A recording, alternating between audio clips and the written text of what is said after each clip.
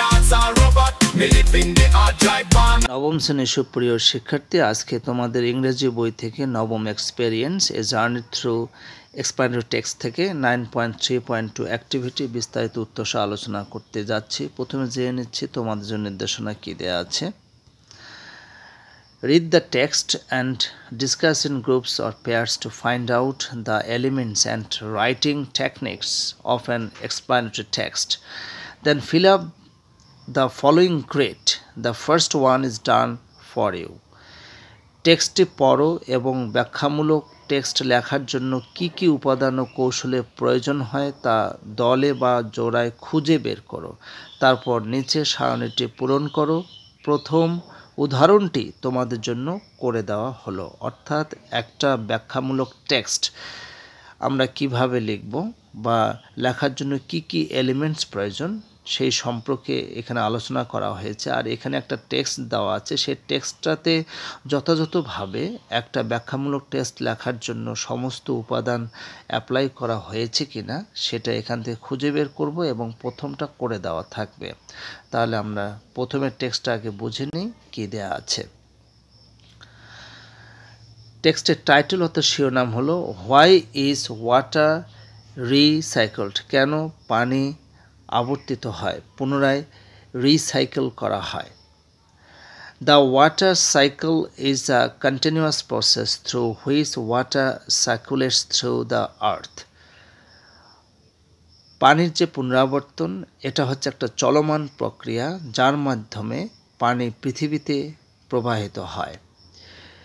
It involves several stages that help to maintain the balance of water distribution. এটাতে 7টি স্তর থাকে যা পানি বন্টনের ব্যালেন্সটাকে অর্থাৎ ভারসাম্যকে বজায় রাখে। Water is constantly recycled to sustain life and support various ecosystems. জীবনকে রক্ষা করার জন্য এবং বিভিন্ন ইকোসিস্টেমকে সাপোর্ট করার জন্য পানি নিরন্তরভাবে পুনরাবর্তন হয়। Firstly, the sun's heat causes water from oceans, lakes and rivers to evaporate, turning it into water vapor. প্রথমত যেটা হয়, সূর্যের তাপের কারণে ওশনস মানে কি মহাসমুদ্র থেকে, হ্রদ থেকে এবং নদী থেকে পানি প্রথমে বাষ্পীভূত হয় এবং এটা বাষ্পীভূত বিন্দু কণায় পরিণত হয় অর্থাৎ ওয়াটার ভ্যাপরে পরিণত হয়। Secondly, as water vapour rises into the atmosphere, এবং দ্বিতীয়ত এই যে বাষ্পীভূত পানি এটা কিন্তু বায়ুমণ্ডলে চলে যায়। ইট কুলস ডাউন, এটা অনেক ঠান্ডা হয়, অ্যান্ড কনডেন্সেস ইনটু লিটল ড্রপলেটস, এবং ছোট ছোট বিন্দু কণায় জমা হয়। ফর্মিং ক্লাউডস, পরে এটা মেঘ গঠন করে। যখন এটা ছোট ছোট বিন্দুকণায় পানি বিন্দুকণা যখন জমা হয় এটা তখন কি গঠন করে? মেঘ গঠন করে।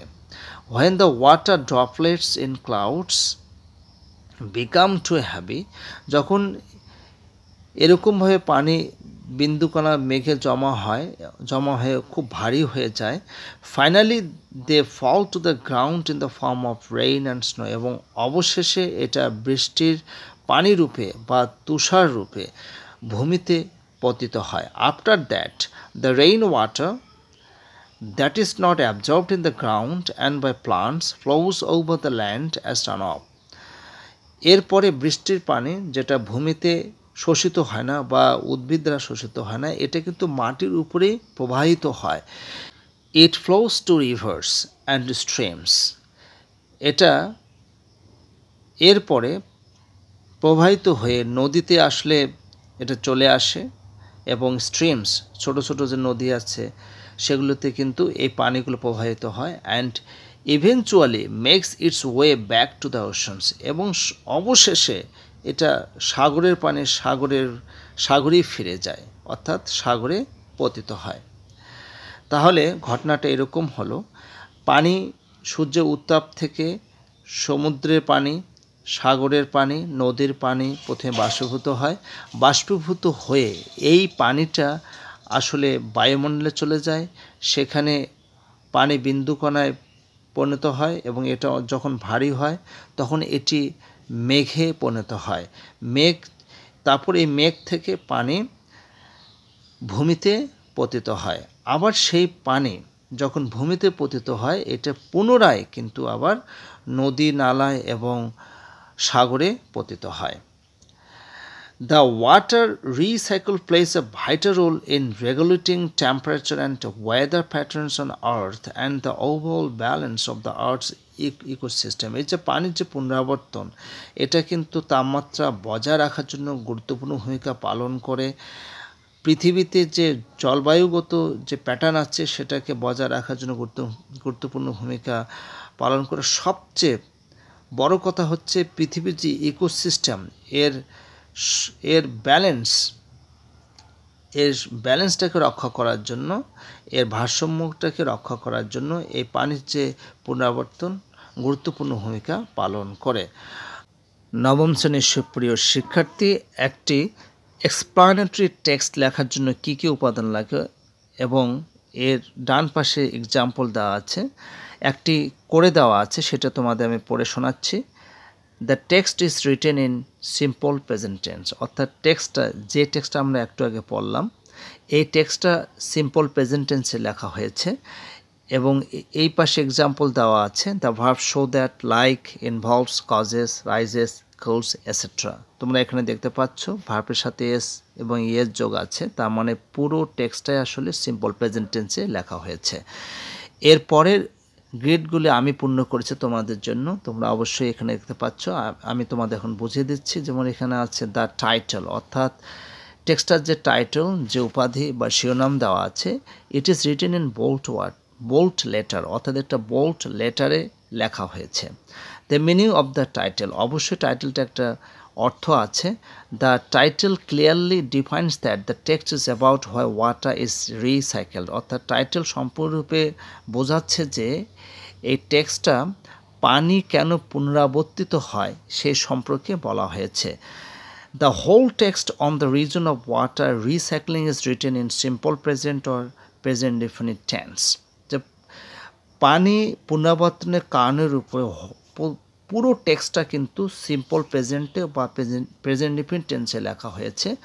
এখানে উদাহরণ হিসেবে দেওয়া হয়েছে the verb show that, like, droplets, become, fell, flows, etcetera. অর্থাৎ তোমরা এখানে দেখতে পাচ্ছ ভাবের সাথে এস বাই এস যোগ আছে, অর্থাৎ মেইন ভাবে প্রেজেন্ট ফর্ম ব্যবহার করা হয়েছে। এখানে বিকাম, এখানে এস বাই এস যোগ নেই। ফেল মেইন ভাবে প্রেজেন্ট ফর্ম, ফ্লস এখানে এস যোগ করা হয়েছে। তার মানে হচ্ছে পুরো টেক্সটটাই আসলে প্রেজেন্ট ইনডিফিনিট টেন্স বা সিম্পল প্রেজেন্টে লেখা হয়েছে। এর পরেরটি হলো টেম্পোরাল কানেকটিভস আর ইউজড, অর্থাৎ টেম্পোরাল কানেকটিভস কিন্তু ব্যবহার করা হয়েছে পুরো টেক্সট জুড়ে, অর্থাৎ দ্বিতীয় যে প্যারাগ্রাফে এই টেম্পোরাল কানেকটিভসগুলো ব্যবহার করা হয়েছে। সেগুলো কি? The connectives are firstly, secondly, finally, after that, eventually. যেমন প্রথমত, দ্বিতীয়ত, অবশেষে, তারপরে এবং অবশেষে, ফাইনালি যেটা। The connectives are in italics, কানেকটিভসগুলো আসলে ইটালিক হরফে লেখা হয়েছে। নবম শ্রেণীর সুপ্রিয় শিক্ষার্থী, আসলে টেক্সটটিতে ইটালিক হরফে ছিল না, আমি নিজে এটি ইটালিক হরফে করে দিয়েছি, তো অবশ্যই ইটালিক হরফে থাকতে হবে। The connectives are firstly, secondly, finally, after that, eventually. তোমরা এখানে দেখতে পাচ্ছ ফার্স্টলি একটা বাঁকা রয়েছে, এটা হচ্ছে ইটালিক হরফ। Secondly, finally, after that, eventually, এগুলো কিন্তু ইটালিক হরফে কানেকটিভসগুলো লেখা হয়েছে। এরপর দ্য ফার্স্ট প্যারাগ্রাফ, অর্থাৎ প্রত্যেকটা এক্সপ্লানেটরি টেক্সটের ফার্স্ট প্যারাগ্রাফটা অত্যন্ত গুরুত্বপূর্ণ। কারণটা কি? এখানে উল্লেখ থাকবে যে এই পুরো টেক্সটটা আসলে কি বিষয়ে আলোচনা হতে যাচ্ছে বা কি বিষয়ে ব্যাখ্যা প্রদান করতে যাচ্ছে। তো এখন এখানে যেটা বলা হয়েছে, the first paragraph is use to introduce what will be explained, অর্থাৎ প্রথম প্যারাগ্রাফটি ব্যবহার করা হয়েছে যে কি ব্যাখ্যা করা হবে সেটার পরিচিতি প্রদানের জন্য প্রথম যে প্যারাগ্রাফটা সেটা ব্যাখ্যা প্রদান করা হয়েছে।